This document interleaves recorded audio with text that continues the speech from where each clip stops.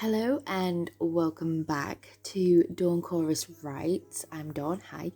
And this is Meeting Under the Stars, Chapter 6. Make sure you hit that like button, please, and subscribe for future chapters. Let's get the numbers up and comment down below what you're thinking of the series so far. I'd love to hear from you.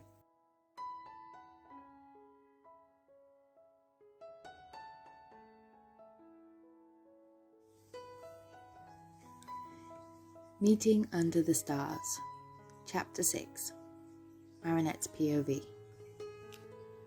Marinette jolted awake.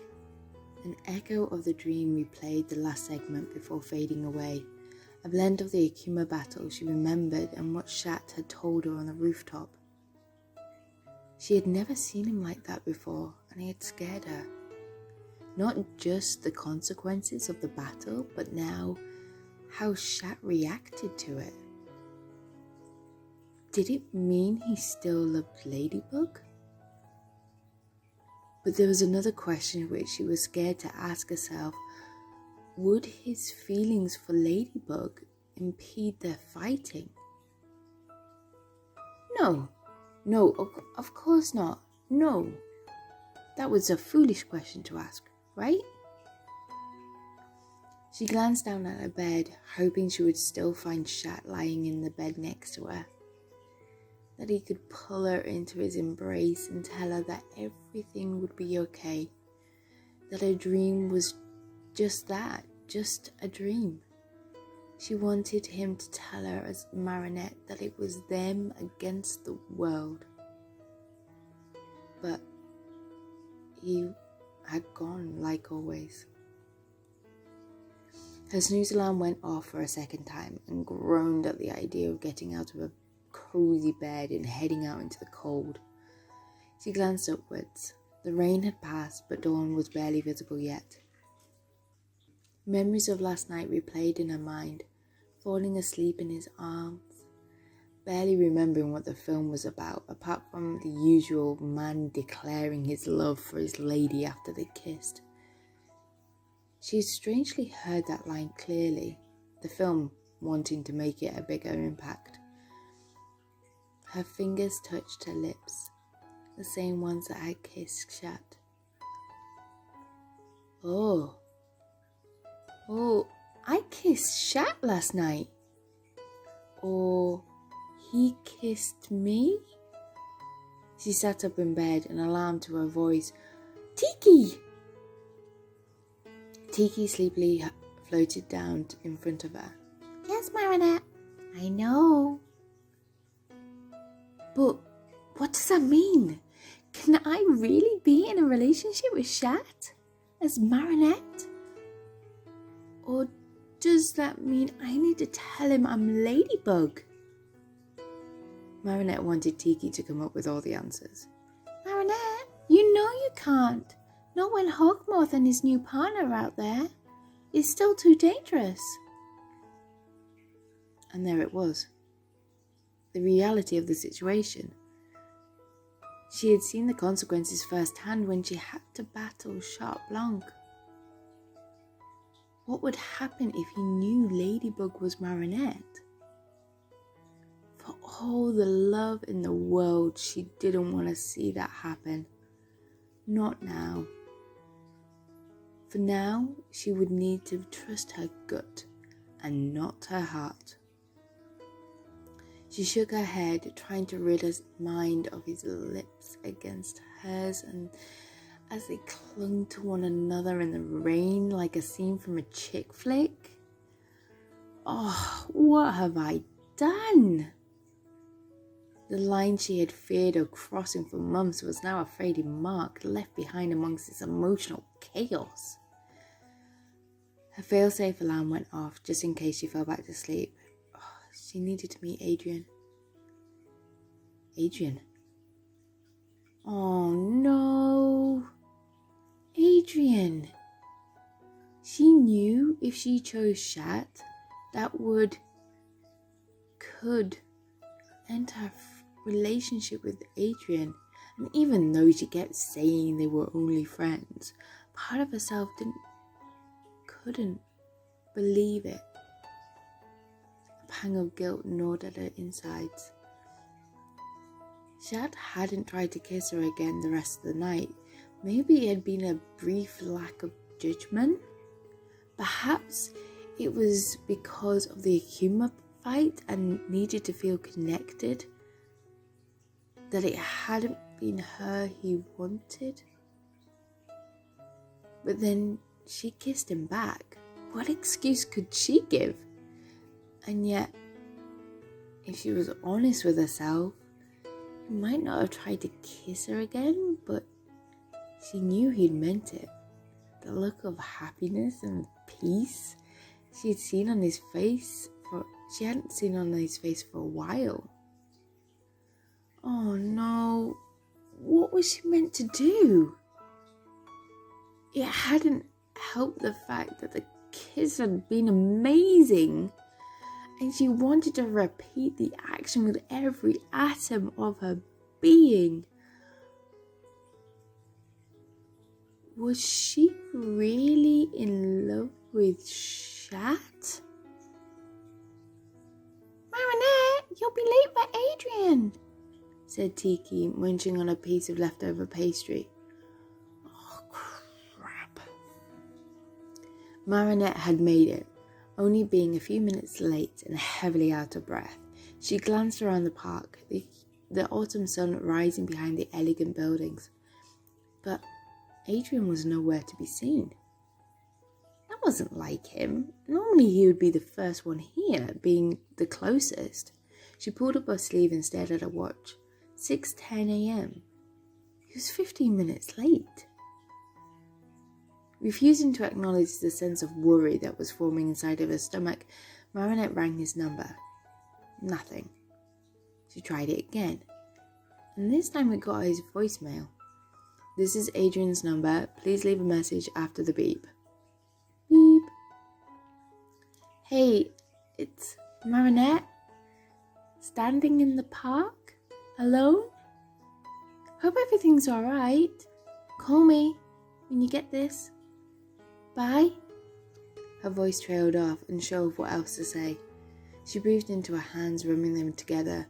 The heat from the jog over was now giving way to the cold, and wished she had a hot tea in her hand. Plus, the idea of working out by herself didn't seem appealing this morning. No, the run over would be enough. She pulled out her phone again and typed out a message. Hey, I'm heading to our usual cafe for a cup of tea. It's a tad cold out this morning. She would normally add, call me, but didn't want to seem pushy. No, they had agreed a slot. It was fine for her to be slightly worried. It meant nothing. Call me. Should she put an X, a kiss, or no kiss? It seemed natural now for a while to add a single kiss at the end of the text, but last night she had given Chat a real kiss. So did that mean she couldn't now send one to Adrien? Crap, men! Okay, kiss. Sending a kiss is fine. Friends. Yeah, that's all it is. She sent the text message over, waiting to see if the 3 lines, little dots, would flash up. Nothing. She slung her backpack over her shoulder and pulled her hood over her head. Hot tea. That's what she needed. On the 10-minute walk, Marinette checked her phone 3 times, just in case someone had magically turned the notification alarm off between checks, or the lack of sound from any traffic was blocking out the noise. She got herself a ginseng and ginger tea, plus a cookie for Tiki. The thought of an egg wrap this morning didn't seem so appealing. After checking her phone for the 5th time, she had the crazy idea to go around to a friend's flat. If Adrien wasn't in, then she could do with having a girl talk with Alia anyway. She needed her honest opinion on what to do with Chat. Before leaving the cafe, Marinette grabbed a green juice and a cup of coffee for Adrien. He might have slept in and would be happy for the gesture. Marinette knocked on the door 3 times. Morning! She was slightly disappointed to see Alia open the door instead of Adrien. Oh, hey girl!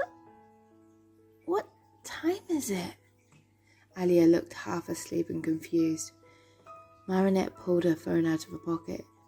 6:40. Sorry, did I wake you? I was wondering if Adrien was in. Marinette tried to peer around Alia to see if there was a sign, then redirected her attention to a friend who was furrowed her eyebrows together in a confused look. Alia signaled for Marinette to come in so that she could close the door behind her. Yeah, but it's fine. Isn't he normally with you at this time? He didn't show, so Marinette held up the drinks in her hand. I thought I'd check. Everything was alright? Alia let out a small chuckle at the gesture and then signalled for Marinette to follow her. She knocked on Adrien's bedroom door. Nothing. She repeated the knock louder this time. Nothing. Alia slowly pushed the door open and saw a bed that hadn't been slept in. He's not here. Really? Marinette slid past her friend and stood in Adrien's vacant room. Her heart sighed. Where could he be?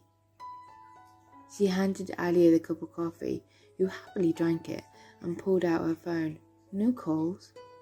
No messages. Babe, what's going on? Nino appeared in the hallway, glancing from Alia and then to Marinette standing in his friend's room. Hey, Marinette. Aren't you meant to be... He didn't show, so I thought... Really? Nino gazed in the empty bedroom and then back at Marinette, giving a shrug. Strange. He didn't mention he had plans. He darted back into his bedroom and then back into the hallway, clutching his phone to his ear. A buzzing noise came from Adrien's bedside table as his phone lit up. Oh, Marinette sighed, glancing at her watch. It was approaching 7 a.m. and she needed to head if she would not be late again for college. You alright, girl? Alia placed a hand on Marinette's shoulder. Yeah, I'm fine. Could do with a girl chat though, at some point. Sure, Alia said in a soft voice, trying to read her friend's mind. Thanks. I better head, otherwise I'll be late. Okay, this weekend we'll have a catch-up? Alia wrapped her arm around Marinette's shoulder, who for a brief second looked like she was going to cry. Sounds good. I'll probably need a break from all the work I need to do for the exhibition and now a fashion show I have to submit designs to. Alia raised her eyebrows. Fashion show? Yeah, I'll tell you all about it in the catch-up. Marinette gave her a knowing look. Are you still coming to the Halloween party? Said Nino, looking from one woman to the other, not understanding the silent messages they were sending each other. I don't know. Marinette glanced back into Adrien's vacant room. I have so much to do. Think about it. It might do you good. Lay your hair down? Alia smiled. I'll think about it. But I better shoot. I'll tell Adrien that you came back when he comes back. Probably missed each other, Nino said, trying to dismiss the worry in his voice and convince his friend. Sure. Thanks, Nino. Marinette smiled. He was one of the good ones. Bye. Marinette closed the door behind her and sighed to herself. End of chapter 6. I hope you enjoyed it. Smash that like button, please. show some love. Comment down below what you think is going to happen next, what happened to Adrien, and make sure you subscribe, please. I know we can hit over 20 for the next chapter, chapter 7. You don't want to miss out. Okay, bye.